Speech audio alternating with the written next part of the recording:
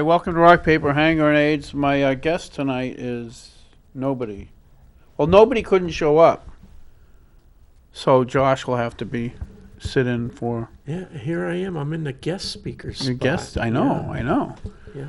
So who is this? So what is the nobody deal? person? Okay, so Like- if you picked up a Republican ballot yesterday, you could vote for governor for Karen Testerman, nobody, or Chris Sununu. Okay? So nobody got the least amount of votes, so nobody lost. If nobody lost, how can anybody win? Exactly. Nobody loses. Nobody lost. Everybody gets a participation trophy? I think so, right? So, like, I think, because now, seeing that nobody lost, Karen will actually be the assistant governor. Is that the way that I think works? that's how it has to work. It's only fair. I'm pretty sure you're going to get some pushback from No, Mr. no, Sununu. no. Uh-oh. There we go. We have technical difficulties, folks. I didn't use the bad word this time. Hey, have a good night, Norm. You too. See you later, Scott. It's still a Republican year. Yeah. So, So how does that work? The nobody candidate, right. right? It's not that you didn't vote for anybody. It's No, but there's the actually name- a candidate there was a named nobody Correct. who was on the Republican ballot. That is correct. He's How from did that Keene. happen? There's a person from Keene who legally changed their name to nobody, and they First and last. apparently Because there was just the one word Correct. on there. Okay. So they changed their name to nobody, and then they put their name on the ballot, and so you could either vote for one of three. Well, you could do a write-in, but the one of three was Karen Testerman, nobody, or Chris Sununu. So therefore, nobody lost. So that to me means Karen Testerman is the co-governor. I think nobody was destined to lose. Really? That's kind of a nice way to look at it.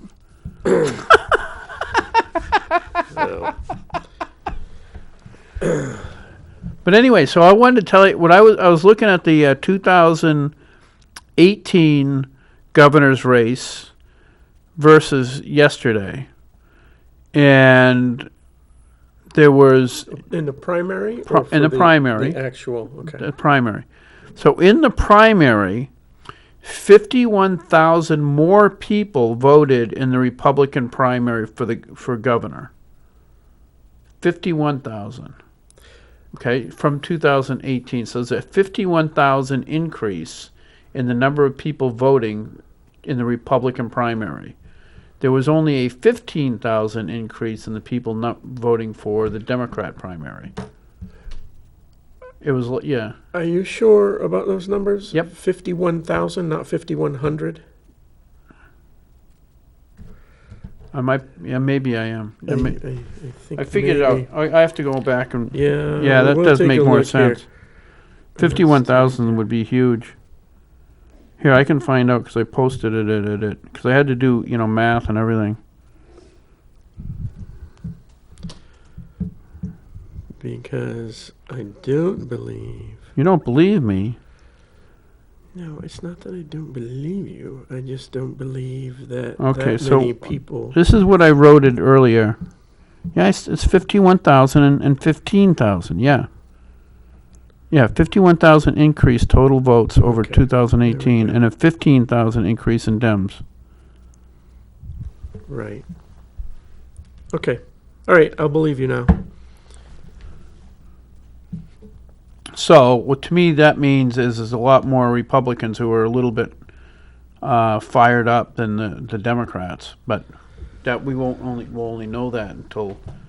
I also had some cool reactions at the polls. So yesterday, I did not have a primary, so I won the primary because nobody beat me. Were you even on the ballot? Yeah, Okay, so you were on the ballot, but so I was there was on the no ballot, one- but there was. it was uncontested. There was 3 slots, Keith Erf and Leah Cushman and I on the Republican ballot. So for me to get knocked off somebody would have had to write in like hundreds and hundreds and hundreds of Oh, names. I gotcha. to- I got to- you. So to the three not- of you weren't yeah. didn't have a fourth challenger. We did not have a challenger. I did not have a primary, basically. Okay. It's still a primary because technically it is. Theoretically, somebody could, if I did something super, super horrible between the time I signed up and the time of the election, people could just not vote for me and write somebody else in. And theoretically, I could lose, but it's not likely. Right. But anyway, so it's very interesting because we all know about the Democrats around the country have been enabling riots. I think enabling is a charitable way to look at it. Enabling, or they got a blacked out school bus and a minivan full of gas cans, gas masks, and Molotov cocktail materials. They just pulled all that stuff over in Kenosha, right? But all out of state plates. Right. So it's definite. There's definitely some outside influence that's shipping these protests into these cities. Yes. And the next city, mark my words, the next city where protests will happen is going to be the next city where there's, a bad situation, an accidental situation with the police, right? And it could be Manchester, right? Well, one bad drug bust anywhere in this country. That's the next place you're going to start seeing black masks and Antifa protesters show up. Right. Well, in Kenosha there was they were interviewing one of the guys, and he said, "Look, I know what's going on. I know the people around here, but these people were not from my town. We're not from my city." Right. And he's right. They're if you look at when I saw Chris Ager yesterday at the Oh yeah. Hillsborough County. He's a chair of the Hillsborough County Republicans, and he and his wife and Rand Paul and his wife were attacked as they left the nomination for Right. President Trump. So you look at that situation. In case you weren't aware, so they're coming out of after the celebration, and it is illegal to basically sit there and verbally assault somebody in Washington, D.C. for their political views. I mean, I think you could yell at them from across the street. You can hold signs. You can protest. Do whatever you want. But you can't sit there in their face and screaming at them, swearing at them, and telling them what you plan on doing to their wife if the cops turn around for 2 minutes and Right. and all kinds of other horrible, heinous crimes. So those people, my understanding is those people were also bussed in, and they were staying at a pretty fancy hotel. These people are being paid to go around the country and try to start fights, start the breaking and looting to you name it. Most of the violence is being instigated by people associated with Antifa and Black Lives Matter. So you want to remind me again how many Democrat conventions and parties and rallies have been interrupted and assaulted by MAGA crowds? None. Yeah. None, yeah. But it seems to be happening on a regular basis. On the other way. Yeah. Yeah. Well, see, the thing is, But it's their fault, right? well, I think what It's it their own is, fault. like I said, enabling. I really believe if you take a look at the mayor of Washington, D.C., the mayor of New York, Chicago, Seattle, most of these Democratic mayors around the country, if you look at Black Lives Matter and Antifa, not the people that care about Black lives. Everybody cares about Black lives. So there's this statement, Black Lives Matter, which I don't think anybody really disagrees with. I can't see how you would. It'd be like, we really love puppies. Everybody agrees. Everybody loves puppies, right? And so that statement, there's nothing wrong with that statement, but it is not the same as the organization. The organization is Marxist. Admittedly so. Admittedly it's right so. on their website. Right, so they're admittedly Marxist. The Antifa is a Marxist communist organization also. They're very well funded and loosely organized, deliberately loosely organized. But they go around and they start these fights and burn down places and loot, and obviously people are being killed as a result of this. A Trump protester was at Seattle, where a Trump protester or was just shot right in the head, right in the main street. You know, and then the Black Lives Matter protesters started cheering and stuff like that. So It's disgusting. yeah, so you have this stuff going on, okay? You have the media covering it up, or they were covering up most of the summer, and now they realize it's starting to affect Joe Biden's polling numbers. So they've changed the changed- terminology. They've changed the terminology. Before it was mostly peaceful protests, to now it's they're violent, but it's because of Trump. But anyway, my greater point is you have these organizations that are trying to start a civil war. That is their goal, is to start a civil war, and then out of a civil war, just like what happened with Lenin, I'm sorry, with Lenin, you know, with the Bolsheviks, you cause enough upheaval, you cause a civil war, and people are so upset because people like peace. They want to be able to go down the street and buy a loaf of bread without getting shot. So they want peace, so they're willing to accept anything, so they accept communist rule. So you have these two groups who are attempting to overthrow the country, and you have governors and mayors all around the country supporting them and protecting them. Do you know why? But my point is, it's called sedition. If you try to overthrow the government, there's laws against that. You can have a peaceful protest all you want. I mean, nobody is mad because they had peaceful protests. But when you start to try to overthrow a government, there's laws against that. And these mayors, like the mayor of Washington, D.C., de Blasio, all of them are aiding and abetting in that process. So why aren't they being arrested for sedition? Well, we are in the middle of an election year, and that gives folks cover, right? That gives them cover, because if we start to enforce these federal laws that we all know are on the books, then it becomes an election issue. It becomes one more thing to blame Trump for. Right. Right. If the feds go in and start enforcing these laws, if Trump actually does follow through and say, hey, if you don't stop the riots in your city, I'm going to do it for you.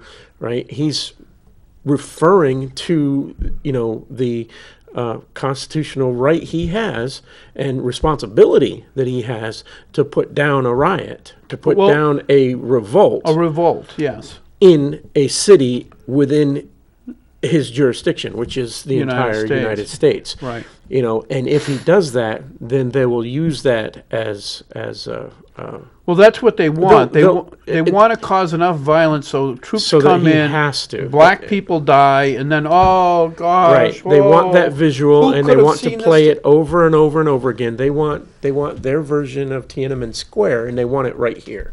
That's actually a good point. I didn't think of the That's Tenement Square thing. that's exactly what they want, and they want to use it as fodder for the election, which is, kudos to Trump. He's able to find his ways around these things without going to that extent, right? So you've got these cities that are defunding the police. They're hamstringing their local police departments from being able to enforce any type of civil order during these riots. And so rather than sending in the feds, rather than sending in the National Guard, right, if the local cities aren't going to enforce their local ordinances, well, what the administration has done is deputized state police as federal marshals. Right. Right.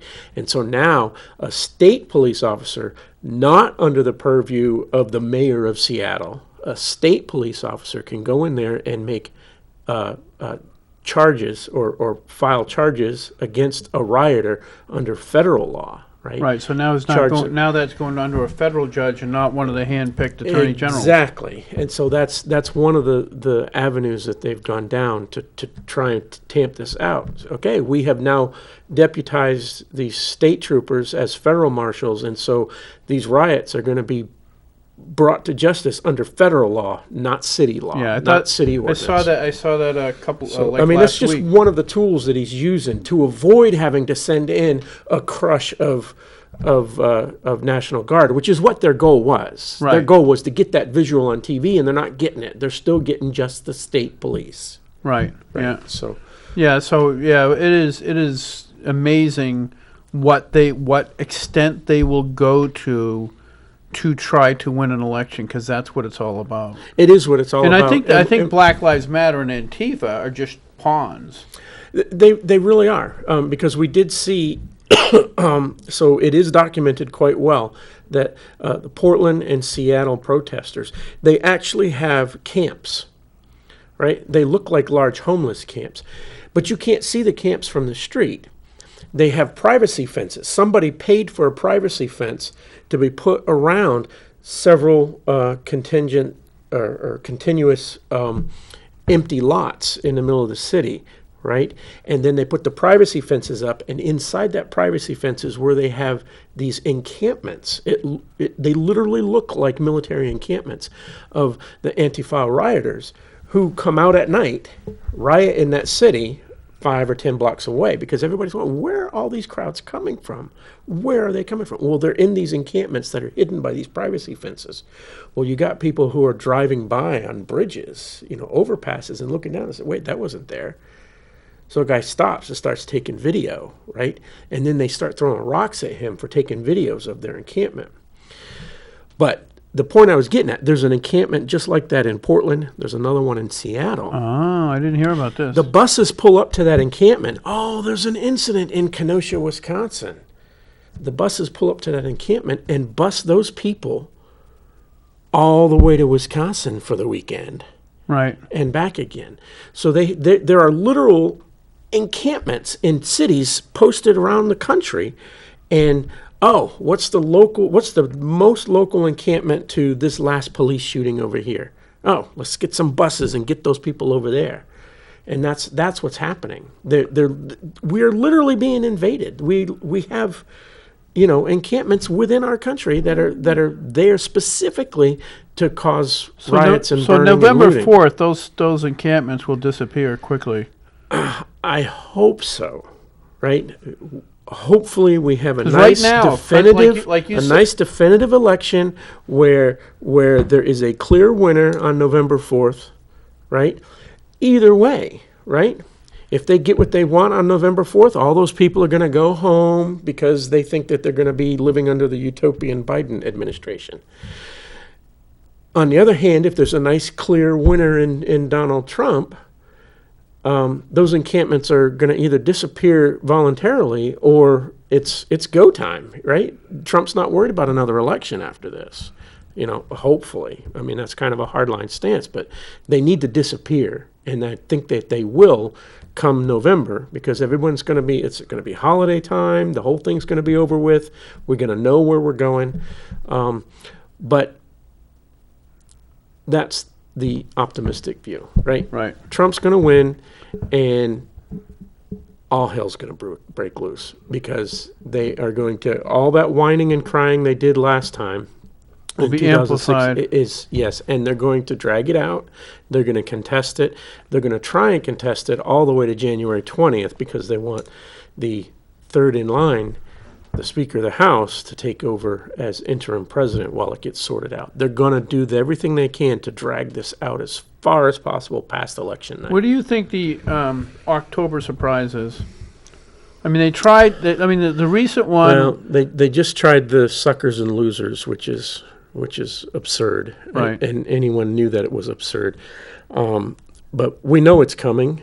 It might not even be October. It might even be a week before the election. Right.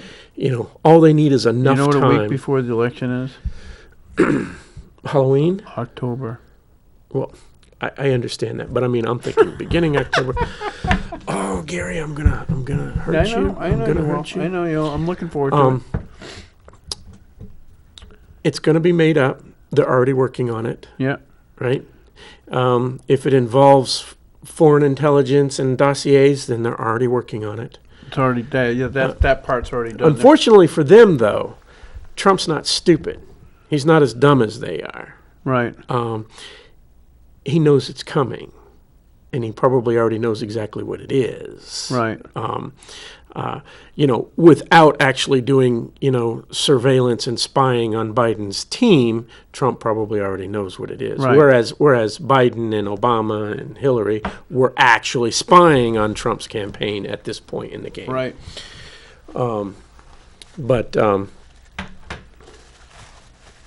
But yeah, so it's coming. They've already got it in place. Who knows what it is? The suckers and losers business was probably a dry run. Even people who were not Trump fans within his own administration, like John Bolton, have come out and said, yeah, that's a bunch of poppycock. Yeah, one of my super liberal friends posted the thing about the suckers and losers, and I just says, come on, you really believe that?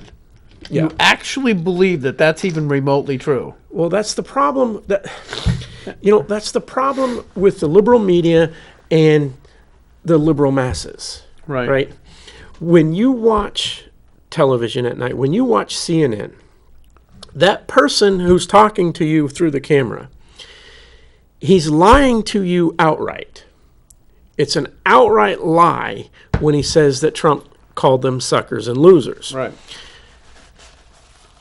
And there's only two possibilities when it comes to that lie. Possibility number one is that person at CNN who's telling you that lie actually is so unbelievably stupid that they believe it themselves. That they are so dumb they're believing the lies they're telling you. Right. If that's not true, if this person is lying to you but knows it's a lie, then the alternative is true. And that is, he expects you, the audience, to be stupid enough to believe it. Right. And that's exactly what happens with the media, right? Either the person talking to you and telling you this lie is dumb, or he thinks you're dumb. Right. And that's exactly what liberal politicians are, right? So you've got, I'll give you an example. Bill Clinton, all right? A liberal friends of mine say, oh, always go back to Bill Clinton. Well, I'll continue to go back to Bill Clinton until he pays for the crimes that he's guilty of, right? But Bill Clinton, in this last business where the photograph came out of him getting a massage from a woman who testified that she had been raped by Jeffrey Epstein. Right. Right. That photo of him getting a massage from this woman who was raped by Jeffrey Epstein, that photo was taken during a 2002 or 2000 Goodwill trip on a plane that was called the Lolita Express. The other people on that plane were Jeffrey Epstein, Kevin Spacey, and Ghislaine Maxwell, right? And of course, Bill Clinton.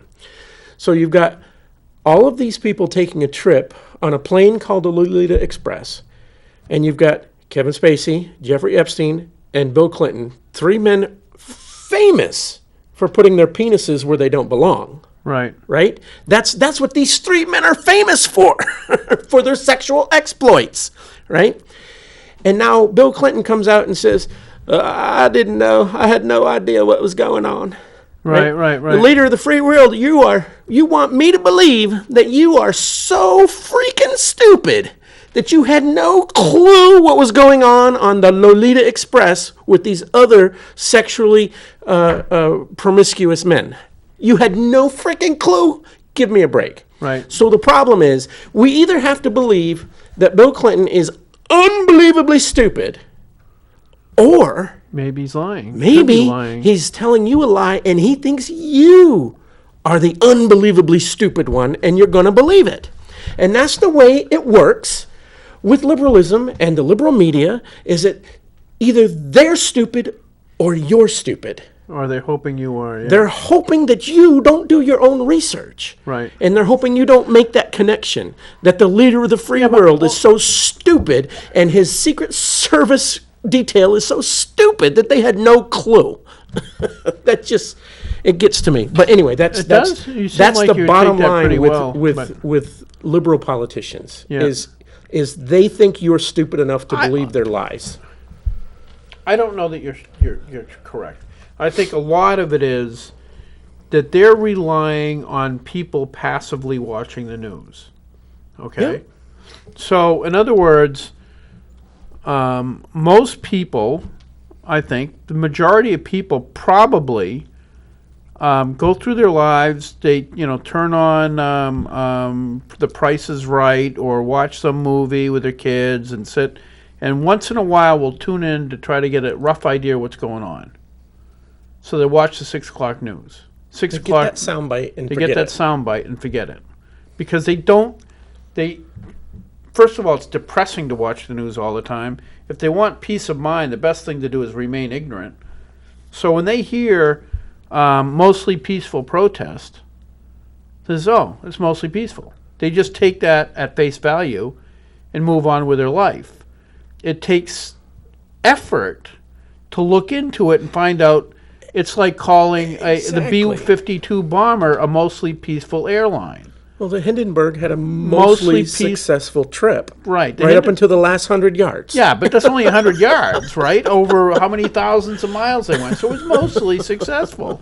The Titanic really had a mostly successful Yeah, they journey made it more across than halfway to their destination. Exactly. So it was it's mostly... mostly successful. So people here, the media is very good at couching lies like that. Well, they say mostly, because obviously if you have a protest that lasts 6 hours and it's only the last hour and a half that is absolutely violent, where they're destroying people's businesses and trying to kill people, well, that's mostly peaceful. Yeah, it falls into what I'm saying. I say they expect their audience to be stupid, and Yeah, but I don't buy it's not that stupid. I harsh. buy they expect passive. their audience to be lazy and not do their own research, Right. To not follow up, to not look into the statements that they're making, right?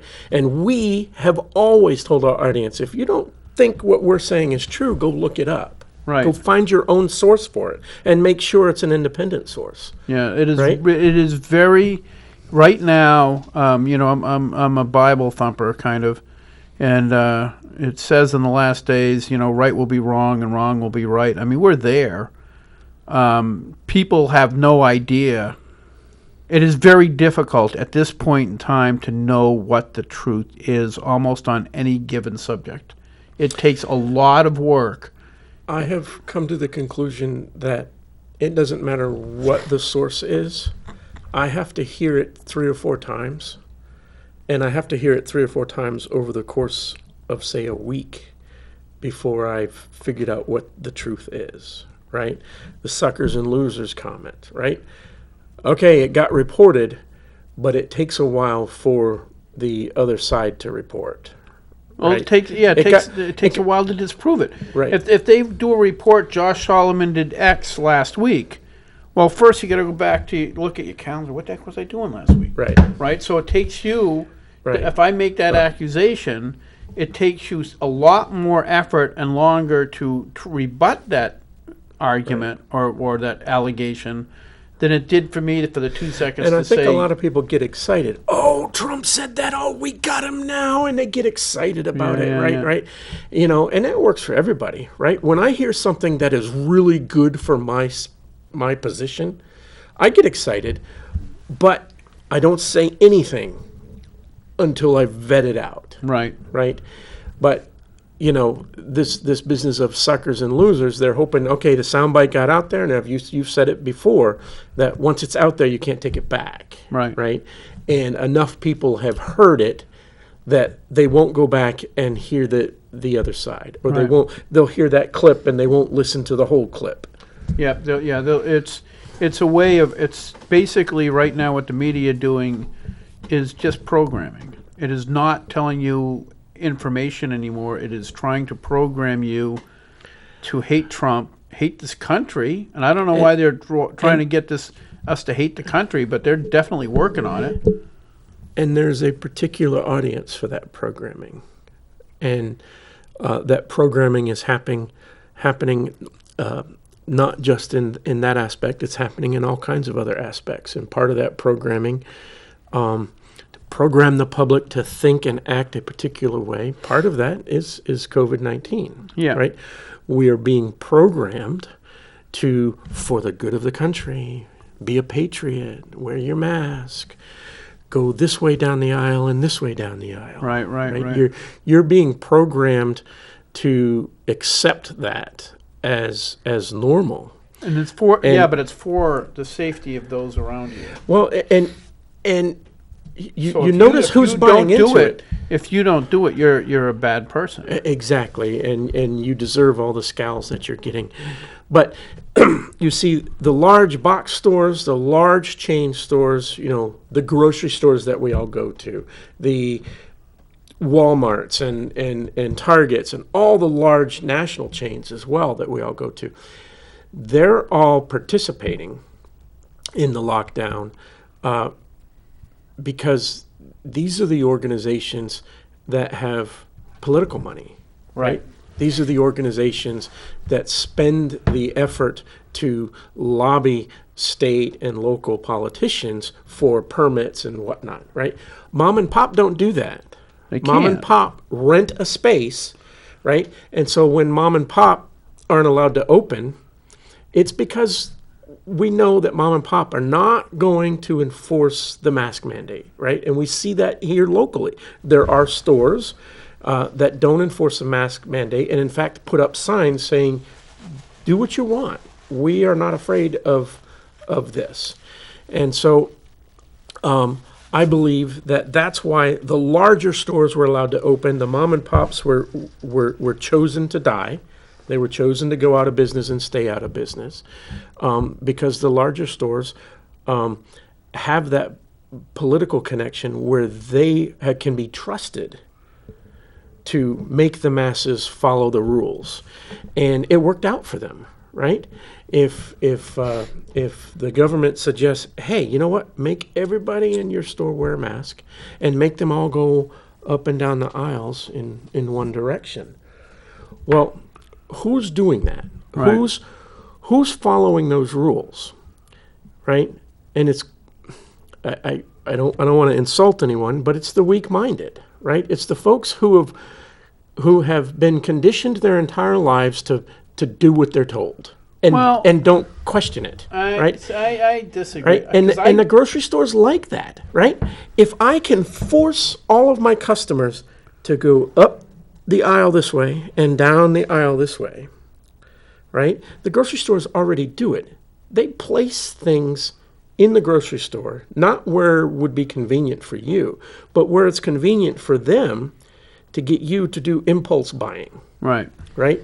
And so that plays right into them. Oh, Right. I have to make everybody go up this aisle and down this Yeah, aisle. but, So everything I know that people want, I'm going to put here, and I'll make them walk past all of these other Right, things. I get that. It works. But we're all but- being yeah. trained. You're being trained to do things the way the government wants you to do it. Okay, so I look at it differently. I think I agree with you that the arrows and stuff like that are probably just conditioning. However, when I go into a store, I am compliant because when I go into Hannaford's, that's their company. If they want to make a rule that I have to wear a blue shirt to go in, well, if I really want to go there, I'll go get a blue shirt. Oh, You know what I mean? It's like have it's no their problem with company. If it's a private business, and it is, right, that they want to make those rules. So I'm compliant, not If because they- I'm if weak-minded, they wanna- but because if they want I to kick me out, respect they their. can kick me out, and Right. I'm not going to cause a stink about it. But I'm just trying to say that because Hannaford's a large organization, because Walmart's a large organization with political ties, and Target, that's why they were allowed to go ahead and open early. Yeah. Because they could be trusted to continue on with the conditioning, but mom and pop couldn't. Yeah. Yeah, I think that's part of it. I think also part of it is you couldn't shut down everything, or people would, Well, there had to starve. be something, yes. had to be because, something open. you know, not everybody is But I a, believe you're hunter-gatherer. correct that the the politically well-connected companies are the ones that got to stay open and make bank on a crisis. and that's where we get the government, not governor, sorry, the government is choosing the winners and losers. Again, and, yeah. and when we see that happening in other countries around the world, what happens? Venezuela, Cuba, Yep, Soviet Union. totally agree. Right? You when you get the government choosing who wins, those who win, Walmart, Target, all the big box stores, all the national chains, those who win, they become what? They become that's what I government corporations. See, I didn't understand like when the COVID-19 first broke out. Okay, it was pretty scary stuff. Okay, so we had, depending on which country you're talking about 10% of everybody that got it died at the beginning. The first numbers, those are the numbers we had. And so, but as those numbers started getting real, it seemed to me that somebody like Governor Sununu could tell every business owner, says, look, I want you to open up today. So just require people to wear masks and let them come in and try to stay away from each other a bit. And then it's up to you to deal with that. And then let every business open and just, let people stay away from each other. And you wouldn't have had nearly the problems you had. And If COVID businesses wouldn't have were- spread any differently than it You're did. absolutely right. If businesses were allowed to stay open with the social distancing and the masks, we probably wouldn't be in any different position than we are now. We might even be in a better position. I would think better, because all these mom and pop stores that had to close down because the government decided they were not essential. It's like, who are they to decide what's essential? Might not be essential to you, but it's essential to the people who are trying to run a business. Well, it's essential that people trying to earn a paycheck. Too. Yeah, exactly.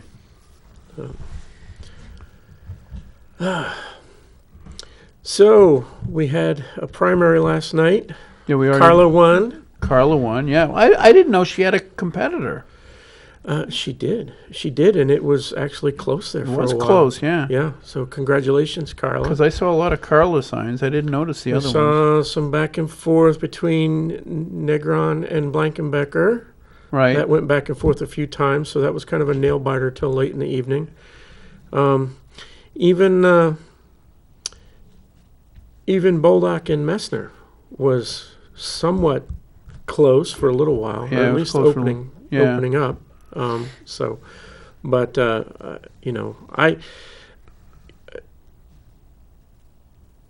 my candidates, not all my candidates won. They did? Most of them did, right? But I intend to put all my backing behind the Republican winners, the conservative winners, I should say. Right. But I don't know how I feel about it. I'm just kind of 50-50. I guess I got to start seeing how the debates go and how the polls go between now and November. So I'm not sure where New Hampshire's going to go, based on the numbers last night. Like I said, I think the numbers were significantly higher for at least I just checked the Republican. Lot higher turnout for Republicans in the primary, at least for the governor. I don't know about. I know in my district it definitely was a lot higher. Well, the percentage of Republicans that turned out, but I think the number of votes for governor, there were more votes for the Democrat governor. I No, there believe. wasn't. Yeah, let's take a look. So, I think maybe total. If you look at the totals, right. So, because I was looking at the differential between 18 when people were, because in 2018 you had a complete switch, and the switch, as far as was concerned, was because the media had convinced everybody that Trump was it's about colluding even. with Putin. So it looks like about 144,000 votes for governor on the GOP ticket, and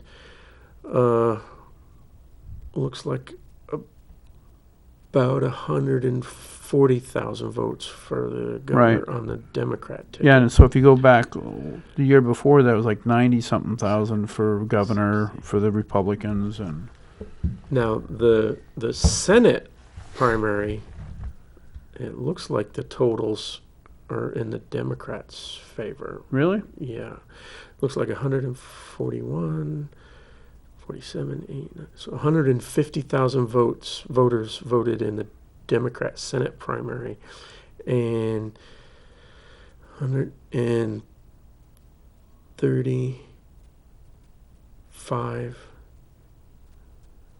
138,000 votes in the Senate primary, or in the GOP primary. That's really weird. I was trying to figure out those numbers. You know, who goes in and doesn't mark something, right? You know, They don't, because like, for instance, I forget what it was in my district, but I'd have to go look, and I don't want to stare at a screen.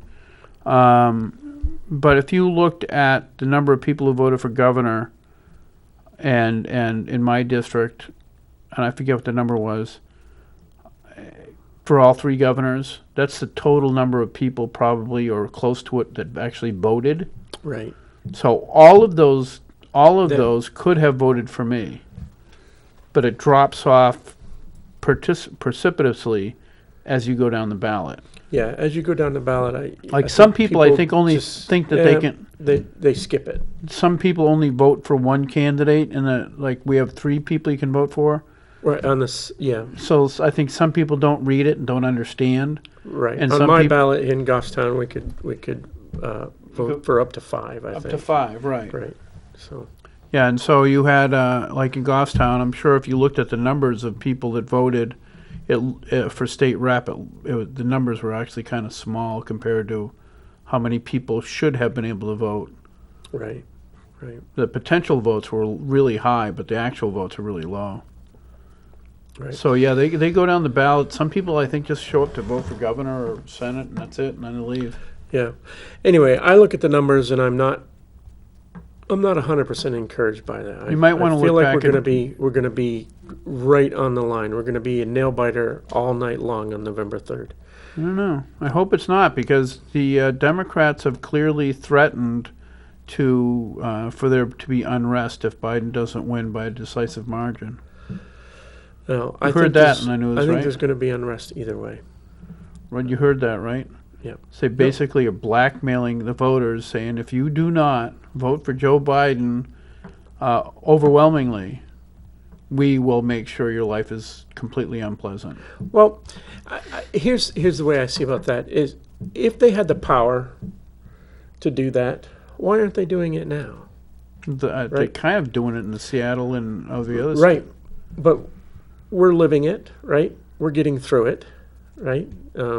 You know, some folks on the front line are having a rough time of it, but the country as a whole is able to deal with it. Maybe not as efficiently as we should be, but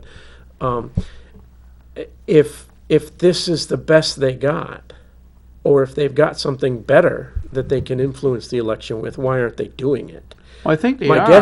guess is this is the best they've got, and if this is the best they've got, then what we've got to worry about after the election is just more of the same rather than worse. Right. See, I think you're going to see a whole boatload of voter fraud. They're going to. That's why they want to do mail-in ballots, which are not the same as absentee Well, ballots. I want to know how that plays out here. You know, most of the country's state primaries are over. Our state primary was yesterday. Yeah. We have absentee ballots and we have mail-in ballots, and so I want to know how that plays itself out over the next day or two. We I have would- some clear winners, but my understanding with absentee ballots is they don't get counted unless there isn't a clear enough winner. Well, There's no no reason to open up that mail if there's such a clear winner here. Do you see what I'm saying? Yeah. I know in California, when they kept saying that, I think it was Trump,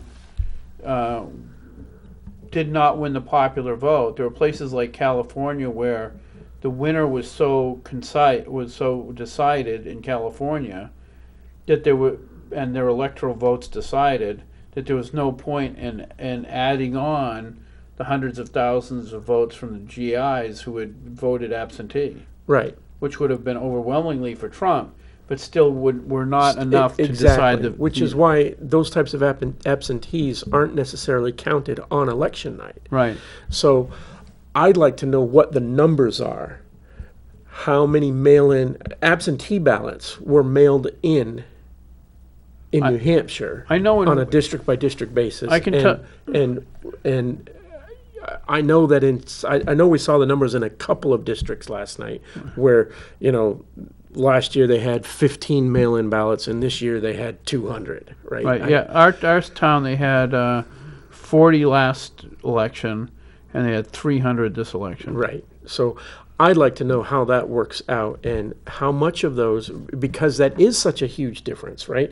We all went to the polls yesterday, and the question is, did that many people not go to the polls? Or were these mail-in ballots, do we have any voter fraud going on here in New Hampshire with Right. these mail-in ballots? That's what I want to know. I'm hoping that they take this primary as a learning opportunity to figure that out with these ballots. Right. To see these mail-in ballots, can we cross-reference it against the people who requested ballots versus the people who showed up at the polls and had their name crossed off on those lists? Right. Well, theoretically, if you like in my town, my understanding is that if I had gotten an absentee ballot and I went and tried to vote, they would have said, "No, you're already crossed off." So somebody would have already had to have. I would have already, in other words, your name gets marked Right. if you've already. And applied that's for what I it. want to make sure that is actually what took place I'm pretty all sure. across the I'm state. pretty sure it did. Well, I live in a small town, and I know the people who do it, and they're pretty trustworthy. So I wouldn't. And most of New Hampshire is like that. But, we still have seen these news stories of thousands of ballots, showing up unannounced. In New And- Hampshire? Well, not in New Hampshire. That's Right. what I'm asking. I'm asking, are these things going to show up? Are Yeah, we going to they're see all around the Are we going country, to see? yes. Are we going to see a truck in a couple of days that has ballots on it? Right. That's what I want to know. I want to know how this plays out over the next couple of days and if we learn anything from it. Hopefully, we all want to believe that New Hampshire is somewhat safe from this phenomenon, but we've seen it across the country. And that's what I'm expecting after November 3rd, is I'm expecting a truckload of ballots, all pre-marked Democrat, to show up in key places where there were already contested races. Right, That's yeah. what I'm expecting. Right. Well, most states, like you say, the thing is, a state gets to run its own election.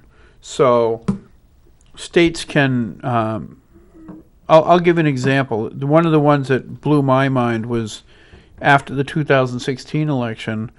Who was the lady in the Green Party? I forget her name. She was, I think, paid to ask for a recount because Hillary. That's right. I Because remember Hillary that. couldn't Yeah. do it because of all her Right. It was BS. an image thing. Hillary didn't want to ask for the recount, so she had the third party ask for the recount. Yeah, so she Yeah. was doing. They were doing a recount. Jill, I think her name was. They were doing a recount in Detroit. Okay. And this is how come this is where you see massive corruption. So they're doing a recount in Detroit, and to the best of my memory and the best of my understanding, this is how it works. So they pick up the ballots, and there's 120 ballots, right, in a precinct. Well, then they go and check how many people are actually registered to vote or registered to vote that day, and find out there was only 100. So they have 120 actual ballots, and only 100 people filled them out, Right. right? So now that they know there's a problem, their legal default position is to go by whatever was counted in the first place. So that 120 counts. So corruption in places like Detroit is encouraged because why not just give them 5,000 ballots for 100 person district because it's going to be okay, Right. because that's what the way the Right. law is written. And that's exactly what they're doing, is they're playing on those districts. Yeah. Those districts who have those types of rules in place. They know that that's the case. So they'll find a contested state or a state that's close. And then within that state, they'll find a district That they have connections in. that Yeah. and then pump that district full of votes prior to, scan the I want- cemeteries for recently deceased, et cetera. I wonder how much Antifa and Black Lives Matter are going to play into trying to discourage votes. Well, There if was you the- remember during 2008, Correct.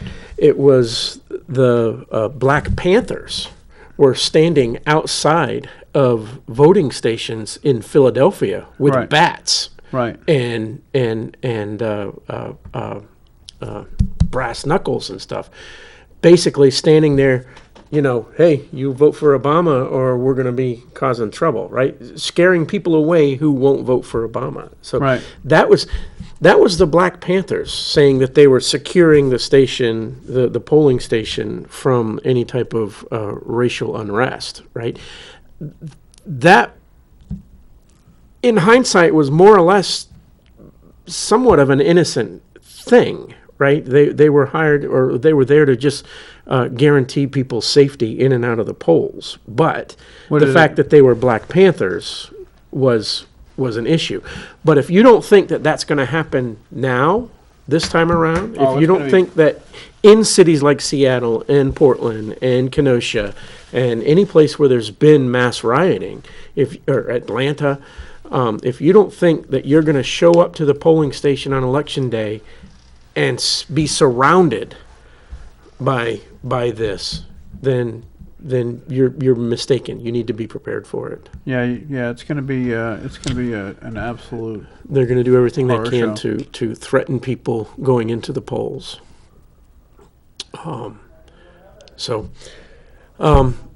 Fortunately, those types of things, they're going to be in districts that are liberal districts anyway. Yeah. So theoretically, it should be contained because most places are. Yeah. It's going to be very, very interesting. Personally, it's going to be very stressful for me. Really? I don't know what it is. Lately, I can't watch election returns. I did it religiously through my entire childhood.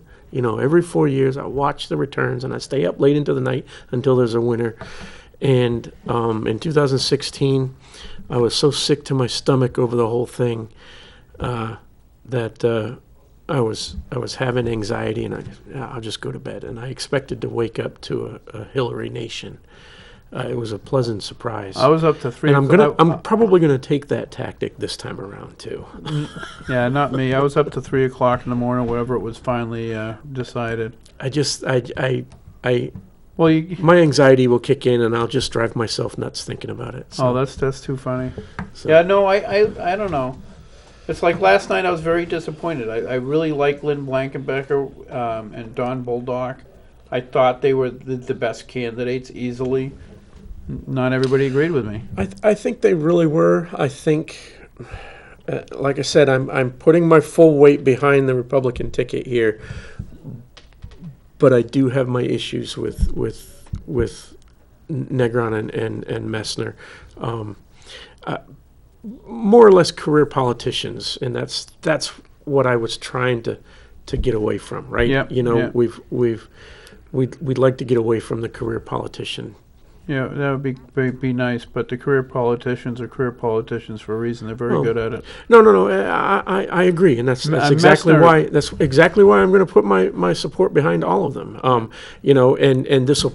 I promise this will be the last day that I say anything negative about any of them. Right? Well, actually, we did know, pretty so- good not saying anything really negative. No, we so- did. We did. I mean, because we're not that type of a party. Yeah. Well, yeah. I mean,